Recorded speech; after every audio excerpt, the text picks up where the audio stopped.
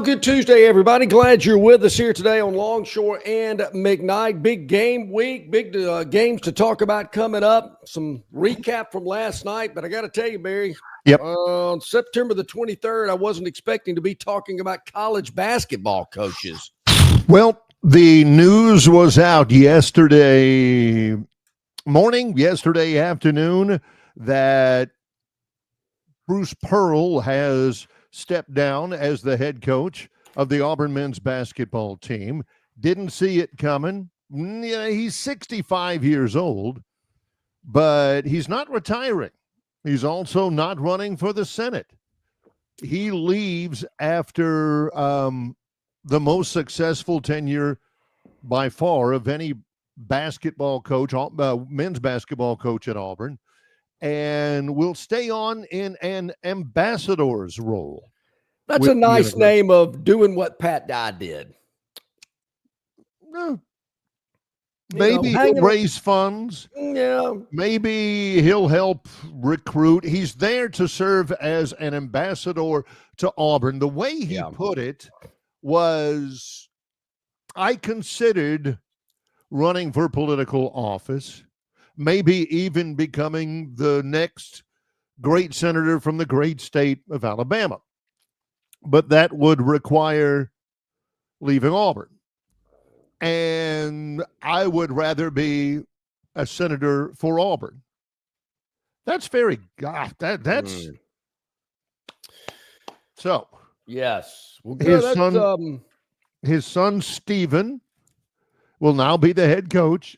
Stephen has been with him on the bench every moment of every game and has signed a 5-year contract. So this is not an interim. This is not, just to get through the season. He is the head coach at Auburn. And I wonder about the timing. I don't know exactly the timing, but yesterday, for most people, was the start of the very first practice for basketball. Yeah, and that's the time when he does it. Yeah, well, kind of hard for people to transfer now. There's a 30-day window, but where are you going to go right now? Where are you going to find a coach right now, unless it's your son, who has never been a head coach before? Yep, but, only one of the SEC who has no head coaching experience. But I do, and I think the Virginia coach did something similar, retired about this time of year. Yeah, that's pretty savvy. You're going to keep your team together. They're not going anywhere. They can, but probably going to be pretty tough now to do it. But they do have a 30-day window to do that. But pretty savvy on his part. I'm a little surprised that he seems to be ruling out a run for the Senate.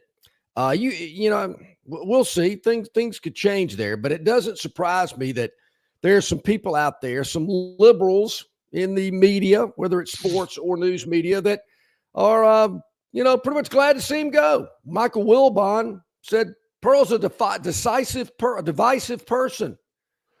Seems to me intentionally, he was quoted as saying, he said, I hope there was pressure to get him out. Of course, Pearl's been very outspoken about things going Israel, on. About Israel, very supportive of President Trump, and I'm sure there's some people on the left that in the media that did not like that. Yes. And are glad to see him go, but he left on his own. Bruce Pearl wasn't pushed out. If this guy did any research, he'd know that. Well, the word divisive has become a lot like the word fascist or the word Nazi, although not as incendiary. The word divisive has become kind of a code word for, all this divisive talk. Divisive how? That you don't like what he's saying? Yeah. Isn't that, well, part of how America has built itself is because people can be, well, I don't like what he's saying. He's dividing people. All these liberals that want to be so inclusive and whatnot, get out of your gated communities with your driver taking you to and from the studios in Manhattan, and you got full-time security. Don't want to hear it. They say one thing, live a different lifestyle. Just practice what you preach. What is his legacy? Now that he's gone, well, he's gone to 2 Final Fours, and Auburn 5-7 against Nate Oates. I mean, that was one of the first things I read on Tider Insider. I mean, are you kidding me? And probably on his phone as well. Oh, well, yeah, true. I didn't know that till I got it on my phone. I went, oh, really? Oh, well, wow. That's probably not his greatest legacy, although that's how some people would snap to it. 2 Final Fours, including last year, SEC championships, tournament championships. We're going to talk with Brian Matthews in a little while, and Brian was one of the first ones who said he may be the most important coach in any sport in Auburn history, because I mean, paying a lot. Does anybody believe, as Bob from Pike Road believes, that only Pat Dye has done more for Auburn athletics than Bruce Pearl in the history of the school? That's very likely. Did Bruce Pearl exceed the impact that Pat did? I think that's been a debate that's been going on for decades now. I mean, there were points in time when Pat Dye wasn't the most influential person in Auburn athletics, to some people's disbelief. I mean, I guess resurrected Auburn football from the ashes, won and shared. We got to make sure we point that out. He didn't win them all outright. He shared some SEC titles. Now, you say we have to point that out. Yeah, I mean, do you have to? I mean, is it an absolute requirement must that you point that out? There's a lot of you feel like you owe it to them to point it out? I think the other two teams that they shared it with in '89 need some recognition as well. I mean, sometimes it's written that they were the only ones that won the SEC titles. I just want to make sure we're clear on that. Yeah. And then, of course, 5 years after he passed away, he won a national championship. Go figure. But I would say, they're getting, I'm led to believe, Barry, making the Final Four is like the big deal. Now, don't ask me who the other 3 teams that made the Final Four last April were, because I can't tell you. And I'm not kidding. I could sit here all day and couldn't tell you who the other 3 teams were. I think Florida beat Auburn. I think I'm right about that. You are. There's one of them. I'm 50% in. I got 50% of the Final Four, but I'm led to believe, well, hey, Final Four, raise the roof, put the banners up. So is that trump an SEC football title? In the entire impact of it. I mean, Pat Dye, I don't think so. I mean, Brian said that. And he has been a terrific ambassador for Auburn, but so has Coach Dye. Pearl was never the athletic director, although he'd be a good one. Yeah. But, building that program, raising the money, raising the profile of the program and everything. I don't know. I know that he's been really, really good for Auburn. And I'm going to put on my Auburn hat today, Barry. And I've never come across and said, hey, I've got a lot of Auburn in me. I got a lot of Auburn friends. Got a lot of family members that are Auburn people. So I kind of feel like I know how they think. You've observed them through your entire life. Yeah. Like Marlon Perkins on Mutual of Omaha's Wild Kingdom. I've learned their habits. We see the Aubs in their natural habitat as they migrate to Toomer's Corner. With toilet paper in hand. Yes. Jim, go down in there and take a look at them. I got to think, even though if you mention Gene Chiswick's name, they kind of look at you funny. But that national championship in 2010, what Pat Dye did in the 80s after being down so long, nine straight losses to Bama, the whole story. I got to think those scenarios, all in all, with the majority, the mass of Auburn people, that's what they want. Now, those Final Fours are nice. Oh, yeah, it's good. Neville Arena, Yahoo, have a great environment. We want to win football titles. Oh, there's no doubt. They're not mutually exclusive. Nothing with the Final Four. But if they had to pick between one of the two, oh yeah, basketball. But they're not. That's the thing. is he has done for basketball. Well, I'll agree with what Bill from Baltimore had to say. He said, when Bruce Pearl got hired, I just hoped to make a few tournaments, but I'd never imagined the heights he took the program to. If you told 2005 me, watching Lebo, that we'd make a Final Four in 2019, I would laugh. So he has done that, but just what he's been able to do besides the hardware and the accomplishments. Neville Arena is, I mean, it's a pit. It is one of the top 3 toughest places to play in the SEC, maybe the toughest. And I know it's got to chap him, that extremely tough environment. He did lose his last game against Alabama there, which I know that's got to sting a little bit. Hang on, can you guys include me? Come on, man. John, for some of you, give John will give you the number. I'll tell him who and I'll tell him who not. But I want to add me to this, please? I want to give credit to myself. I remembered that one. The Mark Sears floater at the buzzer. I remembered that one. Nobody told me that one, but I'm sure some people were typing away. Yeah, I mean, just kidding aside, I mean, incredible run, no doubt. Can his son continue that legacy? That's the next question. What do we know about Stephen Pearl? Not much. I mean, you see him on the sidelines. He's kind of their defensive coordinator, young guy, evidently a really good or really hardworking recruiter. The transition should be smooth. But a couple of things. You mentioned I mentioned he's now the only coach in the SEC to not have any head coaching experience. That's a thing. I mean, he's been there. That is definitely a thing. You see every once in a while a head coach who leaves it up to his son, and it doesn't work out. John Thompson at Georgetown left it to John Thompson Jr.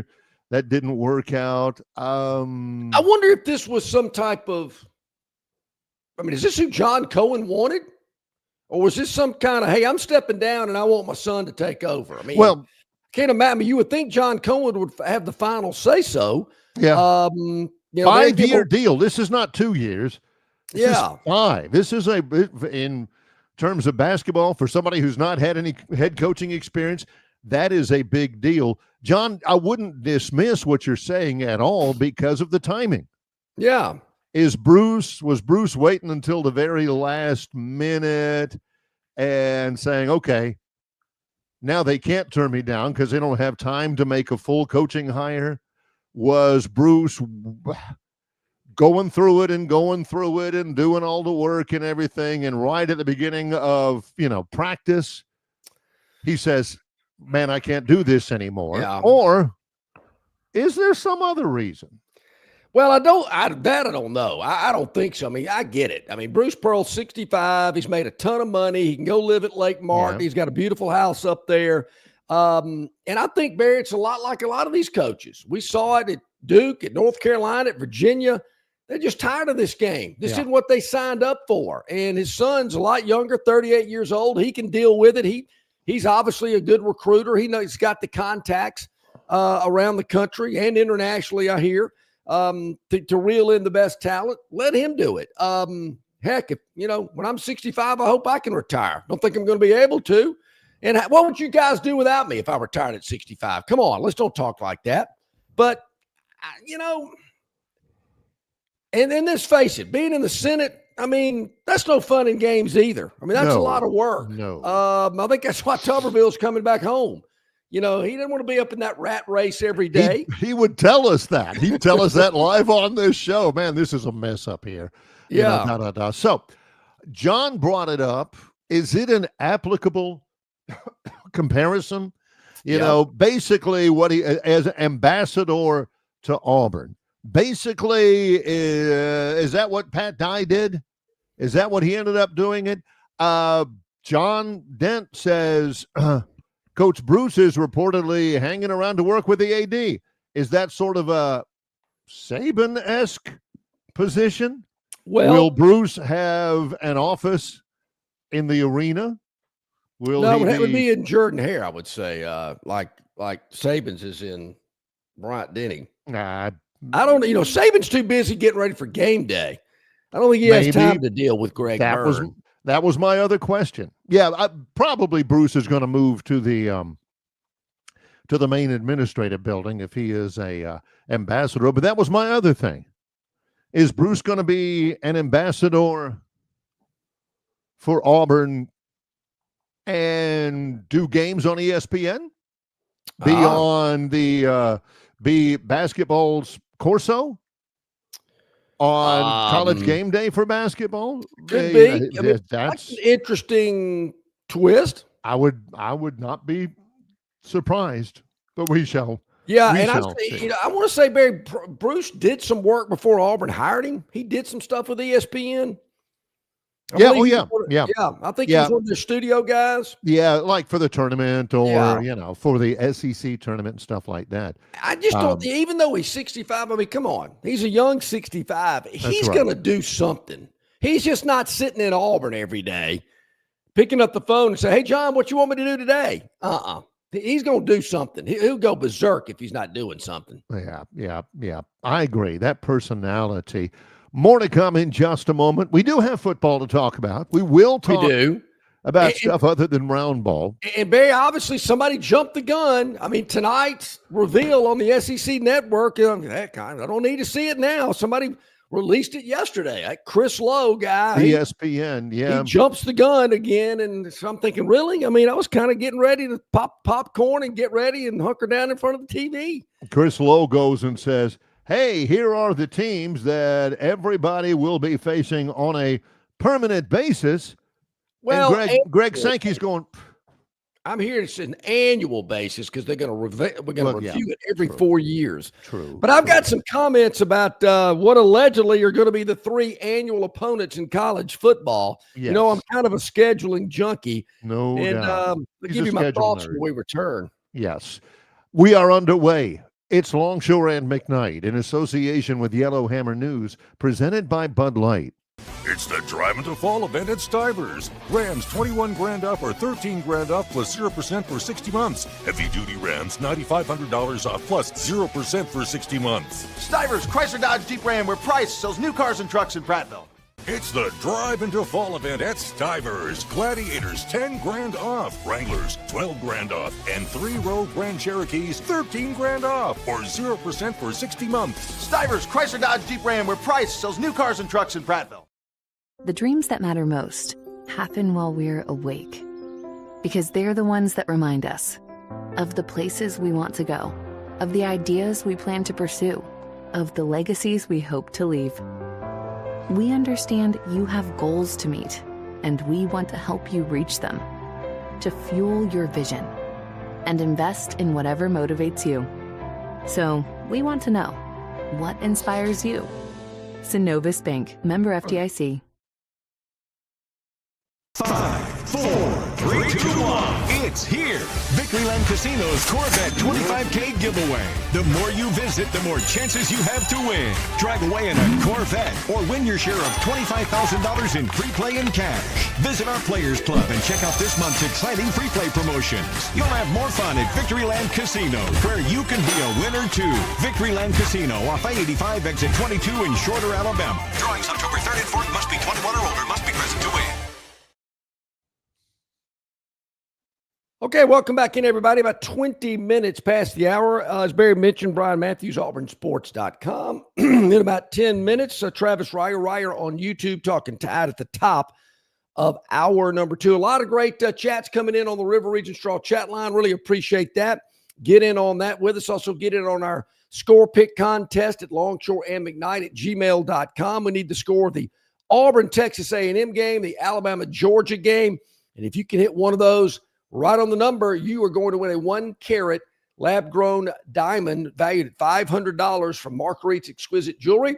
That'll put you into the overall national championship picking contest, where you have a chance to win a 1-carat natural-grown diamond valued at $3,000, all from Marguerite's Exquisite Jewelry in Pepper Tree on Vaughn Road, adjacent to Chappie's Deli. Go by and see them. Get your entries in by the kickoff time on Saturday, longshoremcknight@gmail.com. John pointed this out tonight, and John is a scheduling wonk, man. That's the first thing he does. Back in the olden days when we were at SEC Media Days, he'd lug, at the time, 14 media guides in a box up to his hotel room and dump them all out, and player bios,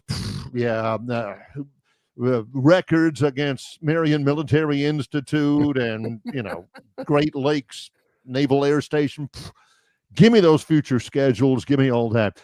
And he is exactly the type of personality that would have been sitting there tonight, Bud Light, little popcorn. All right, here we go. 6 o'clock, SEC Network, ESPN2. They were supposed to have a big TV deal going on. SEC presentation, bells, whistles, lights, buzzers, blinkers, Darinoka, all those guys. And now Chris Lowe from ESPN has ruined it for everybody. Yeah, pretty much. There's no reason to watch now. Yeah. Well, here's what I think. Here's what Roman Harper has to say about Mississippi State's rotating. Nobody going to watch that, John. So we know, and I'm glad we know, but there's no reason to watch that tonight. Watch Mutual of Omaha's Wild Kingdom on MeTV. It's about 10:20, I guess, 10:15 or so yesterday morning, excuse me. And I'm thinking, whoa. Now, Chris Lowe, for some reason, has got all the skinny. He gets the scoop, and he's the first one to release all this kind of juicy stuff. And sources, ESPN really says the annual opponents, sources tell ESPN are, and I want to know, and I'm sure Sankey wants to know, all right, which one of you bozos told Chris Lowe who it is? Yeah, it's kind of like yesterday with Bruce Pearl. It was like sources are saying Bruce Pearl's retiring. I'm thinking, well, can somebody tell me he is? It was funny to wait and see who the guy said. He's retiring. After about 15 of them said sources say. Yeah. So, all right, here we go. I kind of felt like this was coming. It's kind of like Christmas Day, and you're hoping for that Red Ryder BB gun, but you get something a little bit different, and you're still kind of, you got to be appreciative, I guess. Alabama, of course, Auburn. Do they have to play them? When they review that annually, can they say, I don't know about that? Auburn, Tennessee, and Mississippi State. And before you LSU. Say somebody's got to play Mississippi State. No LSU. No LSU. It's Auburn, Tennessee, and everybody's going, right? Mississippi State. Why? Wah, wah, wah, wah, wah, as long as I've been around, these 61 years, I don't ever remember a year that Alabama did not play LSU. I don't think there's ever a time that they didn't. Why they would stop that, I don't get it. Well, State, and I don't want to hear this. Mississippi State. They've always played Mississippi State. Here's the lame excuse. They've played Mississippi State more than any other team in the league. Why do you think that happened? Because Bear wanted it to. And then you'll hear they're the closest two schools in the SEC. So what? That's the reason you play them? Oh, well, they're real close to us. We might as well play them. No, that's not how you do it. That's how by his saying, but by John's logic, that's not how you do it. He's not talking about the framework of it all, the way it's set up. He's talking about the result. It's not, that's not how you do it. You don't take proximity and history and all that into consideration. Nah. You just do what Longshore wants to do. He wants LSU. That's the way to do it. Get your money for nothing. Get your chicks for free. I mean, you think the networks want Bama and Mississippi State on a cool October evening in Starkville? No. They want a bunch of hellraisers in Baton Rouge at night in early November. That's what they want. Do you think Kalen DeBoer wants Auburn, Tennessee, LSU? Look, Kalen, you're making like $10 million a year with a $70 million buyout. I wouldn't be complaining. Just go to class and do what the teacher tells you. I mean, give me a break. Since when has John ever told anybody to do that in his life? Pot, kettle black, the whole deal. For Auburn, Alabama, Georgia, Vanderbilt. Is this an opposites attract type thing? Well, what's going on with that matchup? What's wrong with that, Paula Abdul? Alabama, you knew. Georgia, you knew, the oldest continuous rivalry in the Deep South. Uh-huh. And Vanderbilt. Again, two things about that. Number one, it's right. You can get I-85, you get to 65, boom, straight up. Well, wait a minute. You got to go 280 to 65, then you can go straight up. Well, I'm being facetious because I was giving John a bone because, wait a minute, are you telling me Auburn's going to bust to Nashville? No, I was just teasing about that. Well, maybe they will. You never know. But again, the other thing to bring out, the common factor between Alabama's 3 permanent opponents and Auburn's 3 permanent opponents is those schools have to play somebody too. Yeah, I guess they do. SEC schools, Mississippi State, they end up drawing Alabama, Ole Miss, and Vanderbilt. Vanderbilt draws Auburn, Mississippi State, and Tennessee. The hardest one out there, which one is the most difficult? I think Arkansas's got a tough road. Arkansas's got LSU, Texas, Missouri. I love the Missouri thing because that used to be a huge rival. LSU, Texas, Missouri. And I think Tennessee has the easiest. LSU, Missouri, and Texas? Excuse me, Tennessee. Sorry, it's Tennessee, I think. Tennessee, Alabama, Kentucky, and Vanderbilt. Ooh, yeah. I get Vanderbilt every year. How'd they swing that? And there again, I guess somebody's got to play Kentucky. Yeah. Kentucky's got Florida. Is an annual Florida. I mean, I know they were back in the SEC East together, but I found that there used to be. If I had my druthers about Florida, it would be Georgia, Auburn, Tennessee. Instead, they get Georgia, Kentucky, South Carolina. Because I remember, obviously, the Florida-Georgia games. I've been to a bunch of them. Florida, Tennessee used to be to determine who was going to win the SEC championship. Yeah. Those used to be great. And I keep telling people the Auburn deal was a big deal. I wouldn't have minded Auburn and their permanent opponents being Alabama, Georgia, Florida, because those are the. I think Mississippi State has beaten Alabama like 3 times. I know Michael Henning took them over to Tuscaloosa and beat them when Shula was the coach. They beat them in Jackson after Alabama won the national title. I don't know if Dubose got beat by Mississippi State or not, but State hadn't beat. They probably forfeited a couple of games. Maybe. I mean, but State's kind of, they're physical. They'll beat you up over there in Starkville. I've heard that 1,000 times. Physical, schmizzical. Here's what they have played 117 times. Yep. There have been 3 ties. 3 ties. Alabama, out of the games that they have played to a conclusion, 104 games between those two schools. 104 games between those two schools. 107 overall. Of those 104, Alabama has won 86. Mississippi State has won 18. Many of them were in 1913. So I got to hear, they the play current win streak is 16. Yeah. So I got to hear this. Well, Alabama's played State more than any other team in the league, and they're the closest 2 schools in the league. Okay, so what? Big deal. But I guess you're right. Somebody's got to play somebody. So Alabama got stuck with Mississippi State. But I will say this. There again, I got to give the league office some credit here. Going to 9 games, you still got to play a Power 4 non-con. And we're going to announce the 3 annual opponents. Annual, not permanent. Right. And we're going to revisit it every 4 years. So in 4 years, could Georgia be off Auburn's schedule? Could Tennessee be off Alabama's? Seems like they could. I have no problem with it. Is it likely? No, but it could.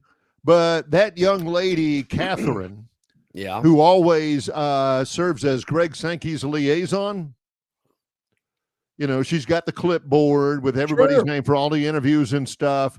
She'll say, Okay, Mr. Sankey, you've got, let's see, you've got Oklahoma City at 9. You've got Orlando at 9:30. You got Longshore McKnight at, stop right there. Stop right there. I'll be on with them, but you tell that Longshore, stop asking me about when we're going to change the 3 permanent What's opponents. more likely, when they revisit the annual opponents in 4 years, is it more likely that Auburn and Alabama are moved off each other's schedule, or Georgia and Tennessee? Ooh, I'd say Georgia, Tennessee. Yeah. So I can certainly see Georgia and Tennessee getting moved off the rotation. Yeah. Don't have any problem with that. There again, I think LSU off the, maybe they're trying to equal it out from a balance standpoint. I mean, they'd never look at Mississippi State in the face and go, look, we got to give Alabama somebody easy to play. Certainly they're not going to say that, but I think maybe when they're factoring it in with these numbers and these matrix that they use, well, that's how it popped up. This is the matrix and the numbers, part of it anyway, according to ESPN, and I quote, the formula of records that the SEC used to calculate how to slot teams came from a combined league record during the past 4 years. Ole Miss, for example, was 4th among the 16 SEC teams in that time frame. Ole Miss was 4th. So they get some pretty tough opponents. Auburn was 14th out of the last 4 years. Oklahoma and Texas carried over 3 seasons from the Big 12 for the purposes of the data. The schedules are going to be built with a clean slate for the next 4 years, which means there could be hiccups such as repeat games from the prior season. Some matchups could also be, attributed to the unbalanced schedule. Like, for instance, and I don't know if it's going to happen. This is just an example. Yeah. Alabama could have to play at Auburn twice in a row. That. I mean, Alabama had to play LSU 2 years in a row in Baton Rouge. It certainly has happened. That's a better example, yes. I get it. I mean, I don't have a problem with that. I think the casual fan would just freak out if Alabama had to go to Auburn 2 years in a row. But, yeah, that might happen. But, I won't say – I don't think Alabama fans want South Carolina as a permanent opponent for 4 years, but could be. Yeah. That certainly could happen. Again, it's just John's visualization of the machinery to arrive at this. Yeah. Where you've got this matrix, SEC teams, combined league record during the last 4 years, honoring traditional long-standing rivalries. John says, no. Look, here's how you do it. Give me what I want, and then work down from the rest, okay? Sure. Give me what I want, and just take the rest of them and do with them what you will. I mean, wasn't it a great era when Bryant was picking out who went to what bowl game? Wasn't everybody happy? People were calling. The secretary say, yes, coach, this is the University of Houston. Are you in for them? No, tell him I'm busy and tell him Astro Bluebonnet Bowl. Yes, sir. Coach Bryant. Yeah, everybody was happy. This is Auburn again. Hello, Coach Bryant, are you there? Colorado in the Gator Bowl, flush, which I think Auburn did play Colorado in the Gator Bowl one year, if I'm not mistaken. Who knows? Yeah. All right. So Brian Matthews, AuburnSports.com. He is scheduled to join us here when we return from our next break, which I believe is fastly approaching. So what do you say we do that? We'll check in with Brian from AuburnSports.com. Longshore and McKnight in association with Yellowhammer News, presented by Bud Light. I wondered if we had an internet issue. Now that I think about it, because I think we did have a hiccup. Dixie Electric Plumbing and Air rallies for you. No matter the problem, Dixie will tackle it. They're licensed and trusted electricians, plumbers, air and garage door technicians are ready to win for you. From toilets to garbage disposals, circuit breakers to HVAC systems, Dixie never fumbles. Don't throw away your hard-earned money on second-string contracting companies. Score big with Dixie. After all, they are your biggest fan. Visit calldixie.com or dial them up locally at 262-2946. Phoenix Physical Therapy is ready to help patients recover, recharge, and rise. They develop a customized therapy plan for each patient to get them back to enjoying their favorite activities. Their experienced team is committed to providing exceptional care in a professional environment. Whether you're looking to prevent or treat an injury, recover from a recent illness, or recuperate from surgery, schedule an appointment with our clinic and take advantage of our physical therapy, athletic training, workers' comp, and employer solutions service. Experience elevated physical therapy today. Call Phoenix Physical Therapy at 239-9316. That's 239-9316. Summer's here, and so too are its many challenges. Heat that won't quit, beers that won't fit, hammocks that won't hammock, screen doors that appear out of nowhere, flips that flop a little too much. That's why it's important to keep it simple. Keep it cool, keep them coming, and keep it easy. Easy to drink, easy to enjoy. Bud Light. Jim Massey's Cleaners and Laundry is an Alabama-based, family-owned and operated business that specializes in dry cleaning and laundry serving the river region since 1941. There are 12 convenient locations across the river region. Find one close to you or call 481-1911 for free pickup and delivery. For 83 years, Central Alabama has trusted Jim Massey's Cleaners and Laundry. You should too. Okay, welcome back in, everybody. About 25 minutes to the top of the hour, and our man Brian Matthews, AuburnSports.com, joins us as he does each and every Tuesday, covering the Auburn Tigers. Brian, good morning. How you doing? I'm doing great. Good morning. Good to see y'all. Yes, sir.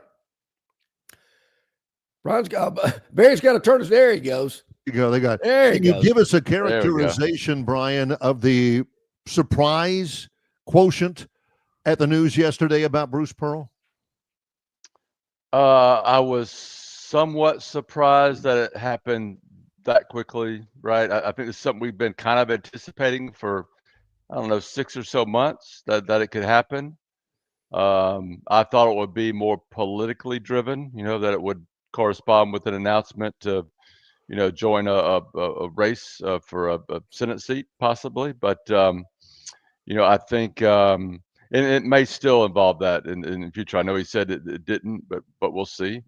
But it was a bit of a surprise, but it was the first day of basketball practice. And I think Bruce wanted to put Stephen in the best possible position for him to succeed. And I think that's what he did, leaving him there with a roster, a great staff, a great, 11 years of success. So I think he sort of dropped him into a perfect situation for now.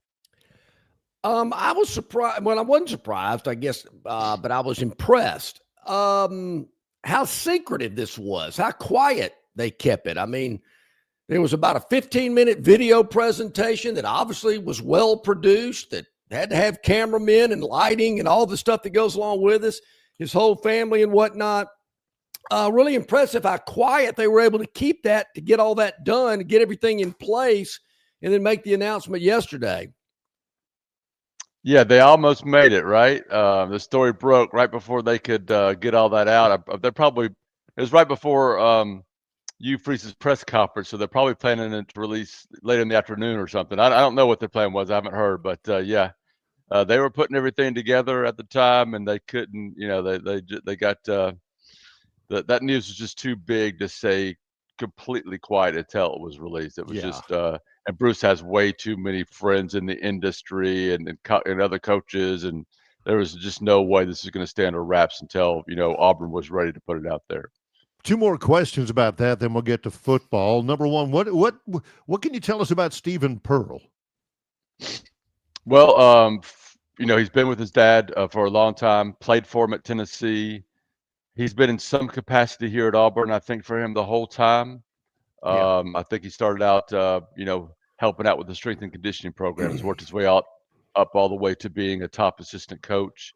He has handled Auburn's defense. He's been sort of the defensive coordinator for Auburn, and you know how important that's been for Auburn to their success. And then he's also played a big part in their portal recruiting recently. And, Auburn had to rebuild their roster with 10 new players. And he was a really, really big part in helping to evaluate those players and recruit them. So that's been really important to him. And I would say in the last 6 months to a year, he's also taken a bigger role in administrating the team. He's been doing more. That's Is Winnie that barking at Winnie? squirrels. Hey, Winnie. Man, He's been doing more speaking publicly and stuff like that. Our guests have the greatest dogs. Luke and Bill's dog comes on Yeah. screen. You got to get your dog on screen with you, Brian. Yeah, Luke and Bill gets She this might. Now, every Mom's week. getting on to her now, so she's.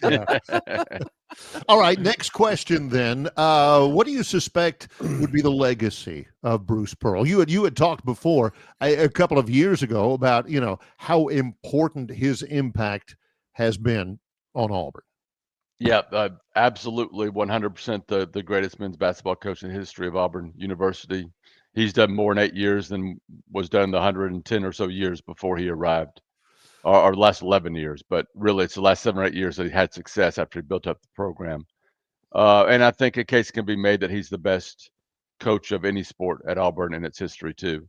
Doesn't have the longevity necessarily, but certainly has the success and what he did to Auburn's basketball program which was traditionally one of the worst in the SEC over time, and turn it into one of the best. And really, I know you two have been to Beardy's Memorial Coliseum back in the day, right? With the curtain, even some of those good teams could not draw great crowds, and Neville Arena has completely transformed into one of the best college basketball atmospheres in the country. And I'm not saying that. People nationally say that all the time when they come to Auburn or they talk about Auburn now. And that's all Bruce Pearl. So he deserves an amazing amount of credit for what he's done for the program, both on the court and off. Will Stephen Pearl retain the staff, or will there be some changes? I believe so. Obviously, they have it open now, so he can add a coach, and he can promote one if he wants to. So I think that could happen shortly. But I'm not expecting any big changes until potentially after the season. But we'll see. I don't know that. I'm not reporting that as a fact yet. Yeah, but that's sure. just what I'm hearing. As you see at the bottom scroll of the screen, Brian Matthews, auburnsports.com. Brian, what would be your response to those Auburn fans who absolutely swear that the 24-17 loss to Oklahoma was because of the referees?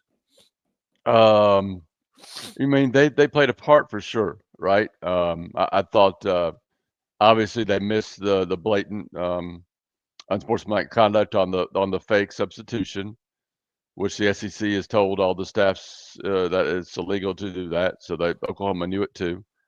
And then Auburn had a whole bunch of mistakes on special teams. Obviously, the pass protection, which Coach Freeze sort of broke down yesterday. He said 5 of the 10 sacks were on Jackson for holding the ball a little bit longer, not getting rid of it, and 5 of them were on the offensive line. So 50-50 there. So I think a lot of things all contributed to it. But I think those 2 missed calls and the other one I thought was a strip and score. I've watched that numerous times, a dozen times.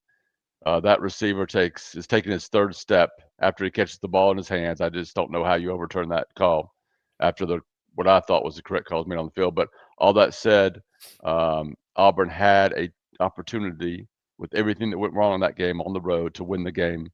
They took a lead with was it 7 or so minutes left. They got the ball trailing by 5 with just under 5 minutes left.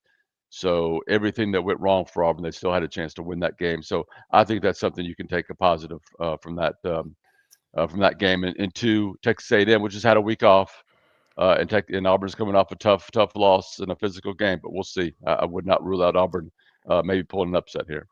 Yeah, I got a game 2:30 in College Station.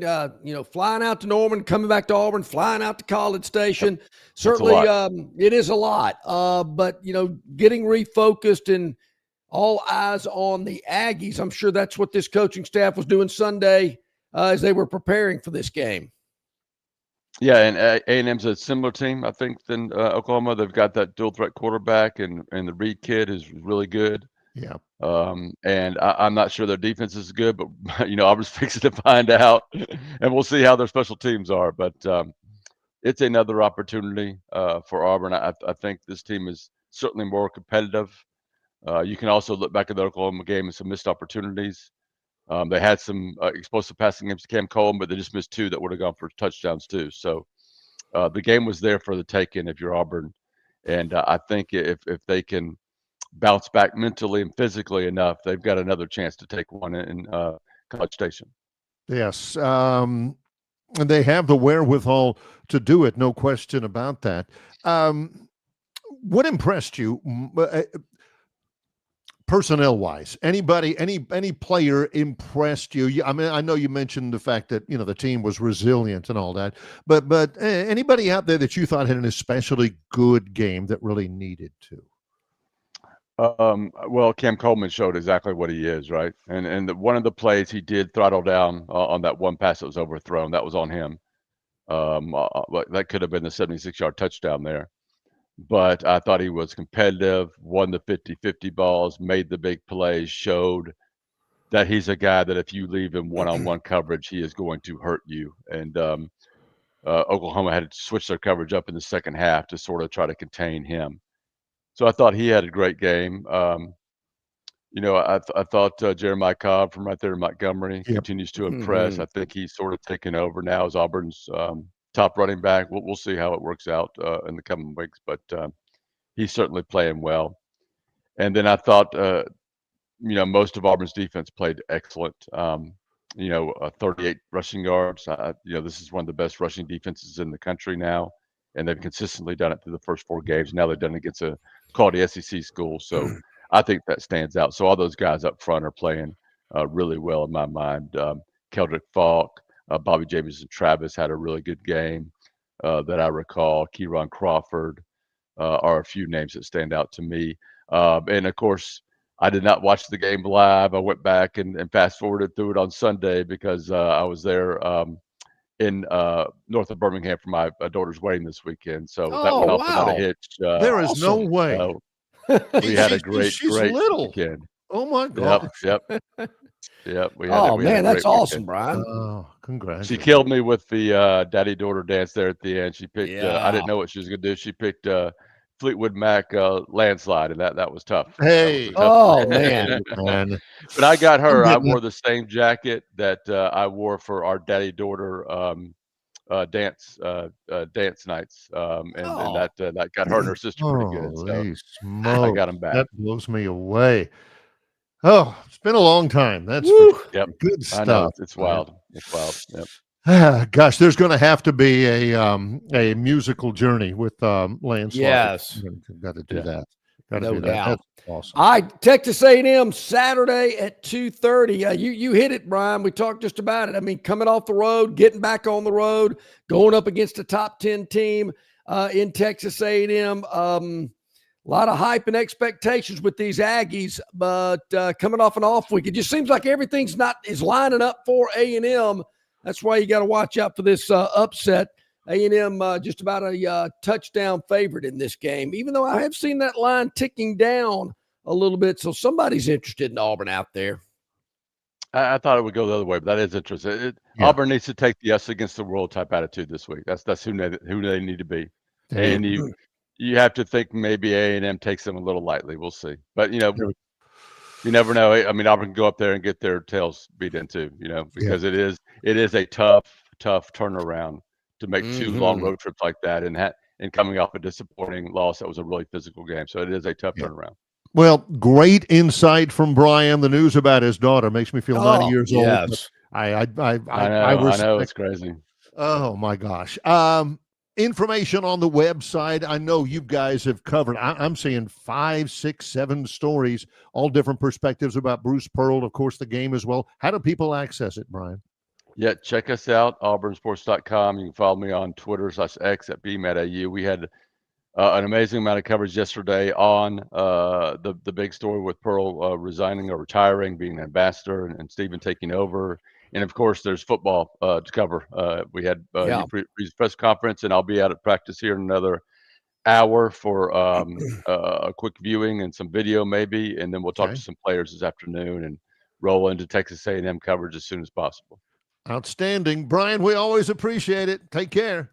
Appreciate you guys. Take care. Thank you, buddy. Brian Matthews, auburnsports.com. Check him out. All those great stories Barry was just referencing there about Bruce Pearl and, of course, the upcoming opponent on Saturday. I've known Brian since before he started working at auburnsports.com. I've known him for a long time. That about his daughter. I mean, time marches on, man. Can we give a shout out here, John? I know you respect this. I know you respect this effort right here.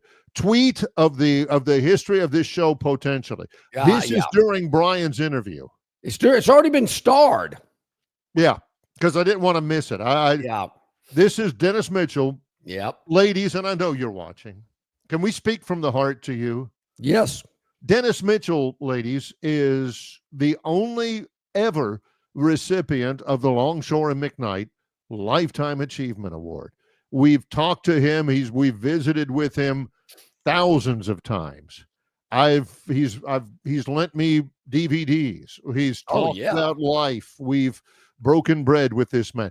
Salt of the earth, Dennis Mitchell. Dennis says this. It's called, what is it called? Shooting your shot, John? Taking your shot. Dennis Mitchell, and I quote, "Is there any single women in the Montgomery, Alabama area who might want to go out on a date with me sometime?" I appreciate it. Look, Dennis, it's to the point, laying it out there. Dennis, just a suggestion, you might want to come back with the criteria, what you're looking for, because I know years ago, we'll post it. You called into the radio show with a 5-point plan of what it would take to go out with Dennis Mitchell. Yeah. She has to have she has to be, she has to be a Christian. Correct. She's got to like fried shrimp. No, I don't know if that was one of them that he got to like Huddle House. Yeah. Christian, likes to like wrestling. Yeah. What were the other two? No diseases. No, I can't something remember. like that. I can't remember. But hey, if you ladies are on the fence, or you fathers have a young lady, and you're looking for an endorsement, John and Barry, Longshore and McKnight, give a heartfelt endorsement. Yes, Dennis, you go, my man. We're rooting for you. Yeah, ladies, you don't know what you're missing. So if you would like a nice evening out with the only Lifetime Achievement Award winner on this program, yes, Dennis is your man. As a matter of fact, Range Pro at Destin Connection says, Dennis, come by. He'll load you up if you want to cook out at your place for the lady of that's the lucky lady to go out with you. If you'd like to show her how well you can prepare a nice dinner, they'll hook you up at the Destin Connection Seafood Market there, Dennis. So, man, that is awesome. When we come back, though, Barry, John from Wetumpka takes his shot earlier today around 7:28. Yeah. We'll talk about that one, too. Hey, and don't forget, coming up in just a little while, Travis Ryer on YouTube will be a part of the show as well. It's Longshore and McKnight in association with Yellowhammer News, presented by Bud Light. Stivers Ford of Montgomery has F-150s over $16,000 off plus 2.9%. And your last chance for a tax credit on Lightnings. $17,000 in savings or 0% or $349 a month with zero down. Stivers Ford, where price sells Fords. Stivers Ford of Montgomery has Broncos under $35,000, Bronco Sports under $24,000, Rockies under $29,000 or $299 a month with zero down, and new Explorers $10,000 off or 2.9%. Stivers Ford, where price sells Fords. On the basketball court, the soccer pitch, or even the golf course, your crew brings their best not just for the win, but for that post-game celebration. When victory tastes like Michelob Ultra, it's worth every drop of sweat. And if you don't win, you'll still get the beer. It's just on you. Superior is worth playing for. Michelob Ultra, 2.6 carbs, 95 calories. Superior light beer. Enjoy responsibly. Copyright 2025, Anheuser-Busch Michelob Ultra Light Beer, St. Louis, Missouri. Known by avid golfers as one of the most beautiful and challenging stops on the Robert Trent Jones Golf Trail, Cambrian Ridge in Greenville lies just 40 miles from Montgomery. It is well worth the ride for any golfer looking for 27 holes of jaw-dropping golf. The greens have been redesigned to accommodate the higher green speeds associated with their installation of the latest generation of ultra-dwarf Bermuda grass. Cambrian Ridge offers a fully stocked pro shop with all the latest equipment and apparel. Great food and beverages in the clubhouse can be enjoyed both before and after your round. Get your group together and hit the trail. Go to rtjgolf.com/Cambrian Ridge for tee times and more information.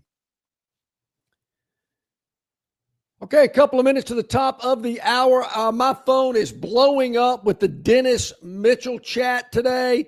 I even got some females chatting me. Boy, wow, man. Of course. Yeah. Of course. They're intrigued. I don't blame them. Here's what my perception date night with Dennis Mitchell is like. Yep. He'll come pick you up at your house, maybe some flowers, depending on what Walgreens has. Yeah, maybe some flowers. Uh-huh. Open the car door for you. Get you inside the Huddle House on 230 on 2. What music's playing in the car as they're going, as they drive away? Pablo Cruz. Maybe, yeah.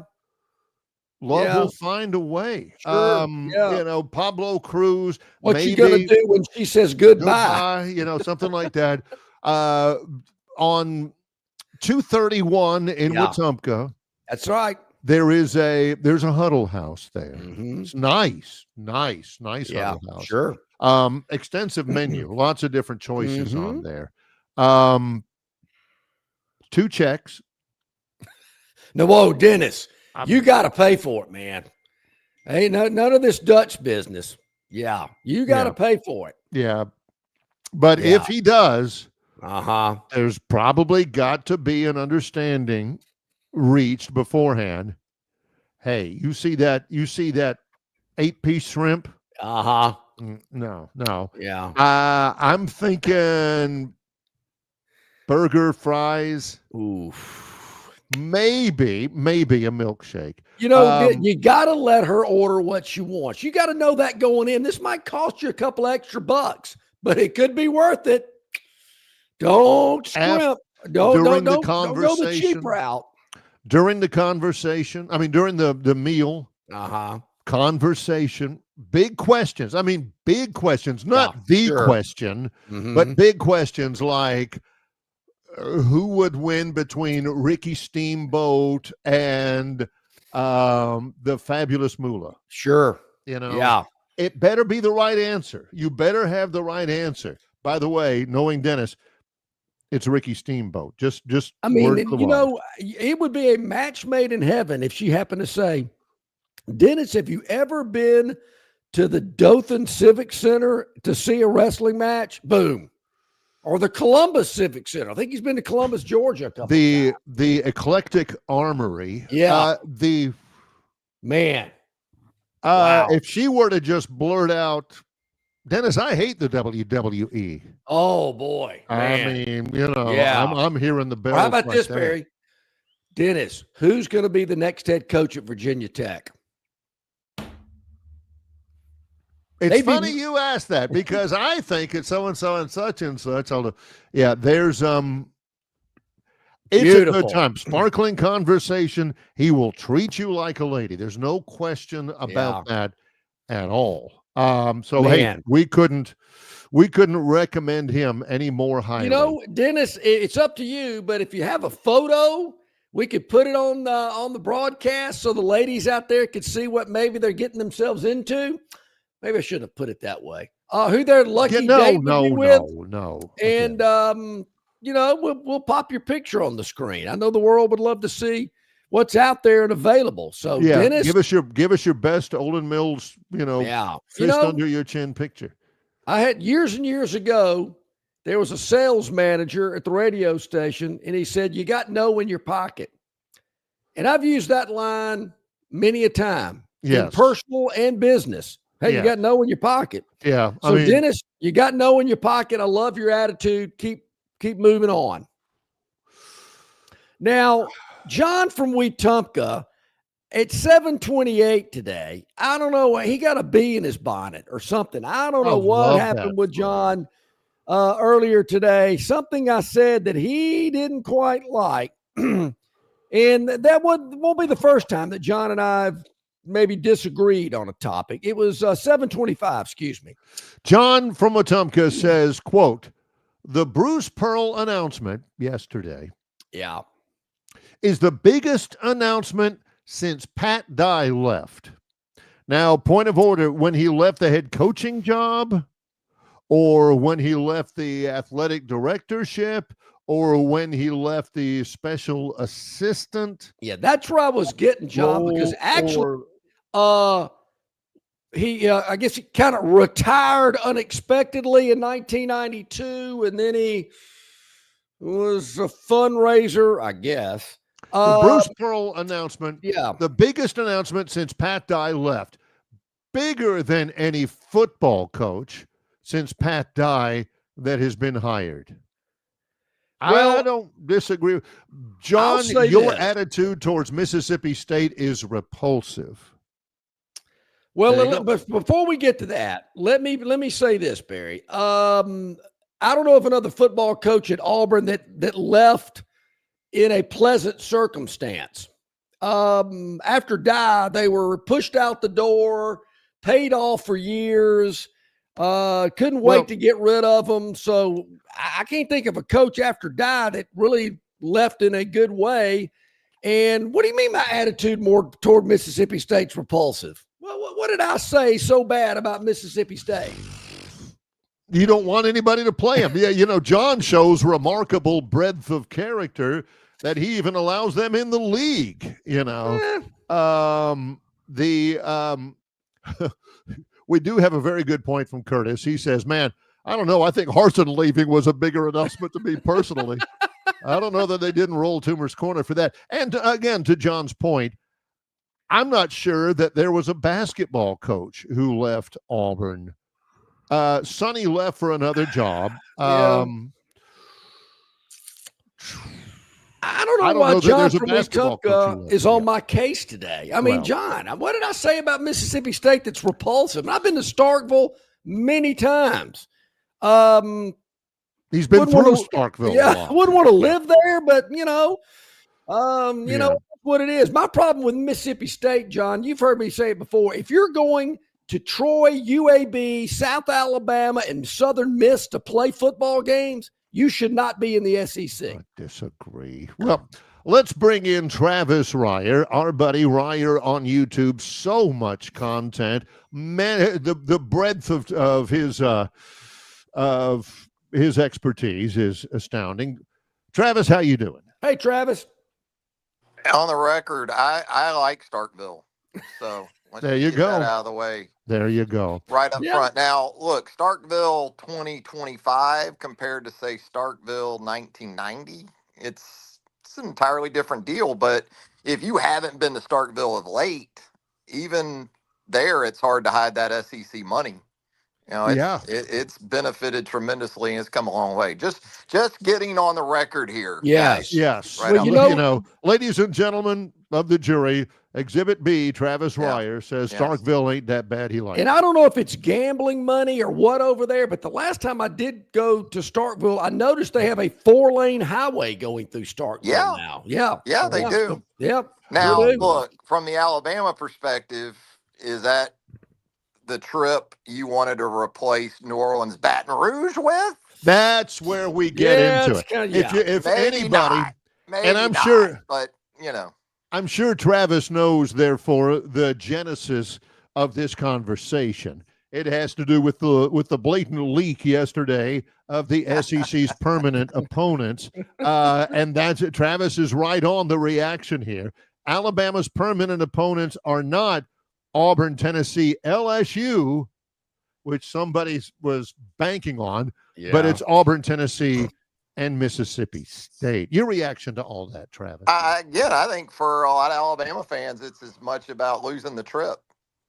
That was a great trip every other year, and you'll still get to make it every once in a while, I guess. But and the series was big on the field too. I mean, Alabama's dominated that series for the most part, but you don't think ESPN's going to miss that? Now, obviously there's going to be an equitable, I guess, sort of approach to all this, and that, you might be trading LSU for Mississippi State, but you're also probably going to pick up a road game in Austin or something like that, to sort of balance things out. And I know from the Tennessee standpoint, looking at it just on the surface, by the way, Chris Lowe, can you tell he doesn't work for ESPN anymore? Yeah.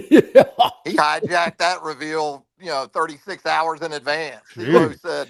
CeeLo said the mouse doesn't sign the checks anymore, so I can do what I But want. I thought that with was the reveal tomorrow night, 36 hours later. Yeah, I'm thinking because I told Barry that I'm thinking, man, I'm kind of excited about Tuesday night. Going to find out what's going on now. I'm not going to watch it. I'm sure Now the you got SEC Network's now you got going, Chris "Thanks, Doring's Chris." going.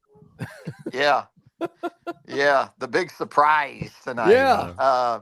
But no, I think it's Tennessee. When you look at it on the surface, you see Alabama, Vandy, Kentucky.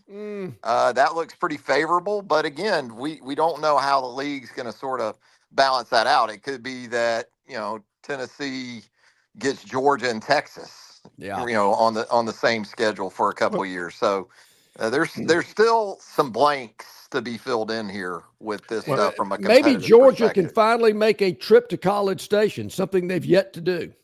Yeah, that would be cool. I would think even for that fan base, you doubt. got to be looking forward to that at this point. If you're a Georgia fan, just it's one you haven't made. So we'll see about that. I wouldn't hold my breath though on that. Keep that mindset here about the Georgia fan base, because not only on right or on YouTube do they have Talking Tide, but they also have Second Helping where they go around the SEC. Alabama plays at Georgia, 75th time in series history. Alabama has won 9 of the last 10. Kirby Smart has been terrific, but he's 1-6 all time against the Crimson Tide. Give us a perspective of this game, as you might imagine, from the Georgia side, Travis. I think it's interesting. I think there's a sense of dread coming from both fan bases about this game. I think for Georgia, it's about more the big picture history dating back really for the entirety of the series, but certainly the last 10, as you outlined, Barry, 9 out of 10, given what Georgia has accomplished on the field, is pretty astounding. You would think because of that historical perspective, a lot more of the Alabama fan base would feel exceedingly confident about Saturday night. But, the last 12, 14 games you've seen from this program, it sort of chips away at that at best, with the performances we've seen from Alabama on the road, most recently at Florida State. So I haven't seen a lot of chirping, a lot of outward confidence from either fan base. I mean, you're always going to have that faction that believes they're going into every game and going to win 100-7. But the more realistic vantage points and perspectives, I haven't heard or seen as much of that this week, and the line kind of reflects it. I mean, Georgia is a tepid 3.5 point favorite playing at home against, again, an Alabama team under Kalen DeBoer, an Alabama program that struggled to get the job done in these type of situations. Yeah, that point spread kind of surprised me, Travis. I was thinking more 5.5. Yep. I've seen 2.5 in some spots this morning. I wonder, with the return of Tim Keenan and Jam Miller, how important is that for this team? It's got to be huge. Well, physically, it's very, very big in a couple different areas because of what you're expecting to unfold Saturday night. First and foremost, just big people, big collisions, big people trying to move big people, but not just that, but Jam Miller, his physical presence at the running back position and how that can extend over into pass protection. And that's going to be huge for Alabama in this game, because if they can protect Ty Simpson, I think they'll have an opportunity to get some good work done against this Georgia defense on the back end with those wide receivers. But that's one of the major ifs. I think that, if they don't do that, and I look at Georgia's front seven, I'm more impressed by the linebacker level. Raylan Wilson is an alpha.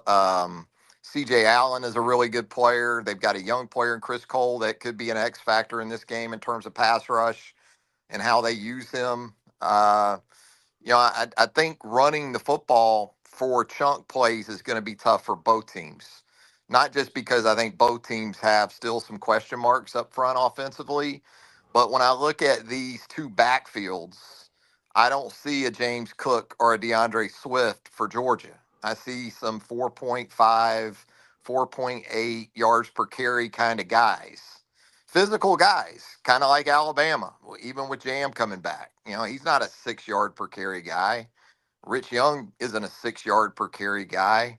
The quarterback run game, I think, in some instances in this game could be huge. But if Alabama can protect Ty Simpson enough, I think they'll have an opportunity to hit for some chunks.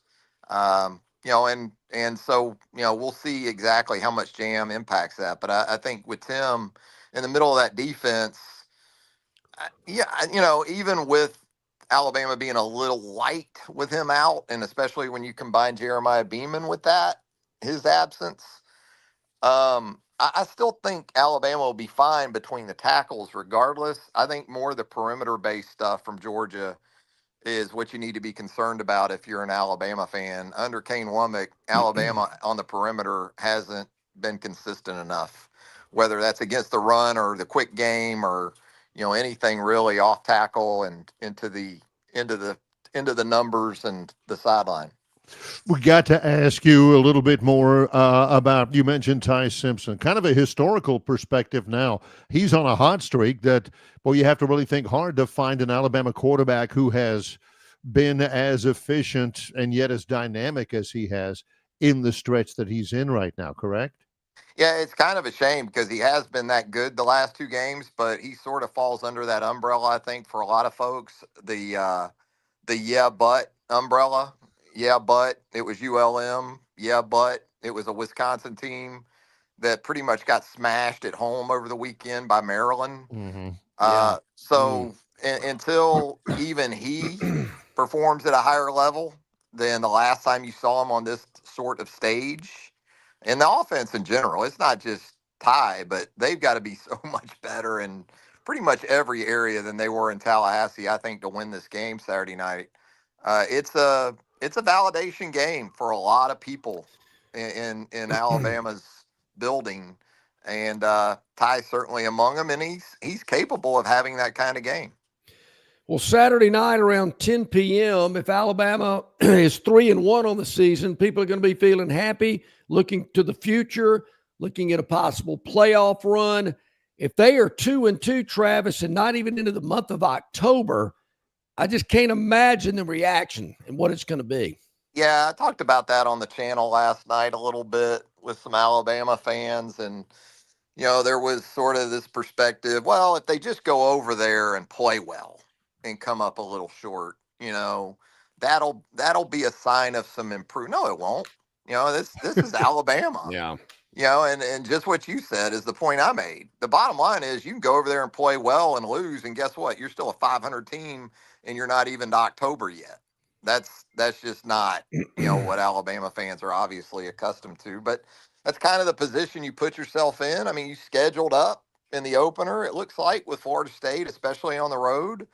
And if you don't take care of business Saturday night, then you're going to be in a position through 4 games with 8 to go where 7-1 is going to be the minimum that you're going to be able to kind of put up over the last 8 to be pretty relevant to a 12-team playoff discussion.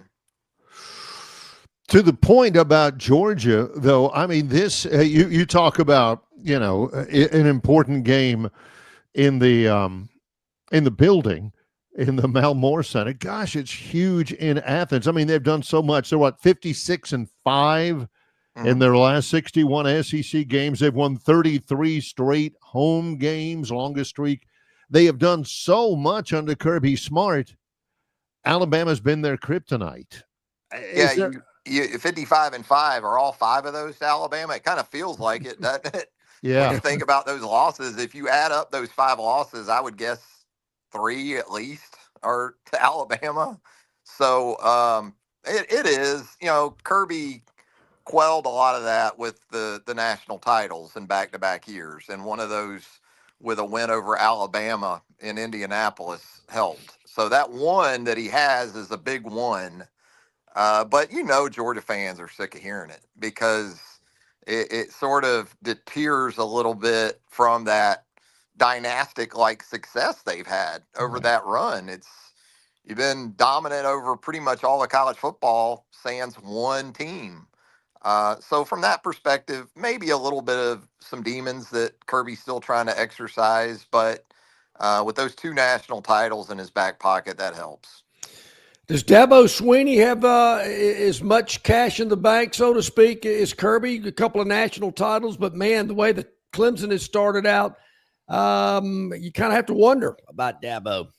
Yeah, I don't worry about Dabo from the perspective of Clemson looking to move on. I just don't see that right now. I know they're 1-3.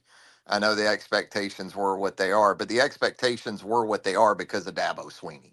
Right. So I think Dabo created more of a firestorm than anything else in the last week with his comments.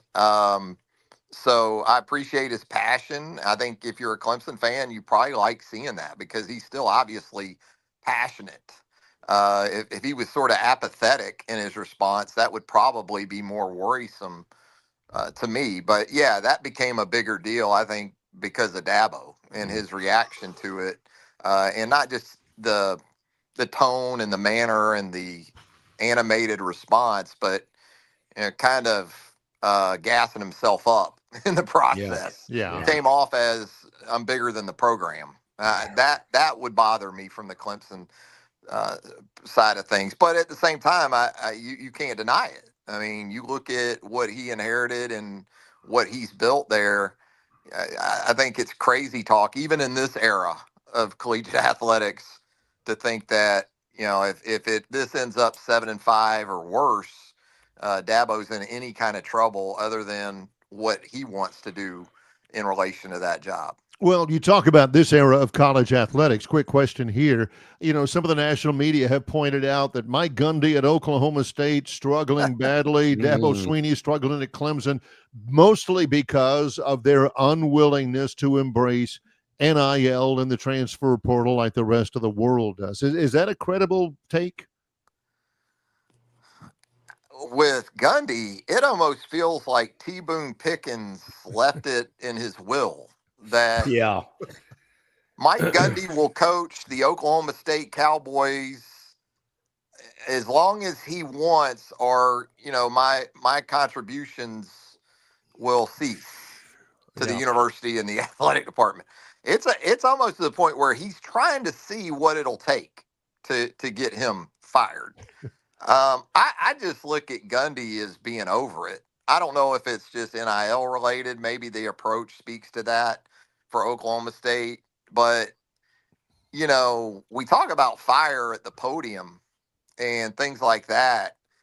It's 18 years ago since he was a man, and he was 40. Yeah, that's right. He's 58 now, I think. And at 58, he's still the best quarterback on Oklahoma State's roster. I was terrible the other night against Tulsa. It was. And looking at him on the sidelines, he just looked like he's nailed. Over it. Yeah, he's done. He's checked out. He's still, taking care of the mullet and getting the perm and things like that. But as far as just the sort of day-to-day stuff, it feels like Mike's kind of over that whole deal. And so I'm not sure if there's a mutual parting of ways coming or something along those lines, but it just feels like a guy that's checked out right now. I wanted to go back to where we started with you this morning. The schedule reveal, we know who teams are playing. I think it's interesting, Travis, that these are not permanent. They're annual, and they're going to revisit it every 4 years.